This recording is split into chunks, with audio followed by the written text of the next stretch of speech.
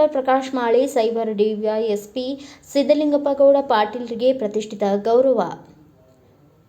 ರಾಜ್ಯ ಪೊಲೀಸ್ ಇಲಾಖೆಯಲ್ಲಿ ಅತ್ಯುತ್ತಮ ಸೇವೆಯನ್ನು ಗುರುತಿಸಿ ನೀಡಲಾಗುವ 2025ನೇ ಸಾಲಿನ ಪ್ರತಿಷ್ಠಿತ ಮಾನ್ಯ ಮುಖ್ಯಮಂತ್ರಿಯವರ ಪದಕಗಳ ಪಟ್ಟಿ ಪ್ರಕಟವಾಗಿದ್ದು, ಗಂಗಾವತಿ ಮತ್ತು ಕೊಪ್ಪಳ ಜಿಲ್ಲೆಯ ಅತ್ಯುತ್ತಮ ದಕ್ಷ ಅಧಿಕಾರಿಗಳಿಗೆ ಈ ಬಾರಿ ಹೆಚ್ಚಿನ ಪ್ರಾಶಸ್ತ್ಯ ಸಿಕ್ಕಿದೆ.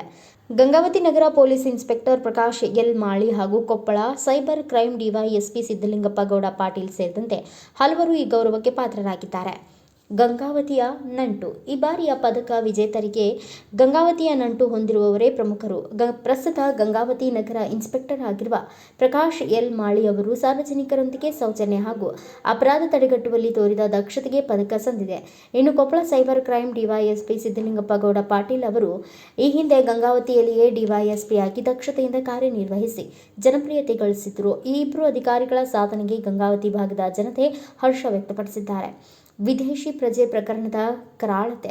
ಇತ್ತೀಚೆಗೆ ಜಿಲ್ಲೆಯಲ್ಲಿ ನಡೆದ ವಿದೇಶಿ ಪ್ರಜೆ ಮೇಲಿನ ಅತ್ಯಾಚಾರ ಮತ್ತು ಕೊಲೆ ಪ್ರಕರಣ ಇಡೀ ನಾಗರಿಕ ಸಮಾಜವನ್ನೇ ಬೆಚ್ಚಿ ಬೀಳಿಸಿತ್ತು. ಅಂತಾರಾಷ್ಟ್ರೀಯ ಮಟ್ಟದಲ್ಲಿ ದೇಶದ ಮಾನ ಹರಾಜಾಗುವ ಆತಂಕವಿದ್ದಾಗ ತನಿಖಾ ತಂಡಗಳು ಹಗಲಿರುಳು ಶ್ರಮಿಸಿ ಆರೋಪಿಗಳನ್ನು ಪತ್ತೆ ಹಚ್ಚಿದ್ದು ದೊಡ್ಡ ಸಾಧನೆಯಾಗಿತ್ತು. ಇಂತಹ ಸವಾಲುಗಳ ಮಧ್ಯೆಯೇ ದಕ್ಷ ಅಧಿಕಾರಿಗಳನ್ನು ಗುರುತಿಸಿ ಸರ್ಕಾರ ಪದಕ ಘೋಷಿಸಿದೆ.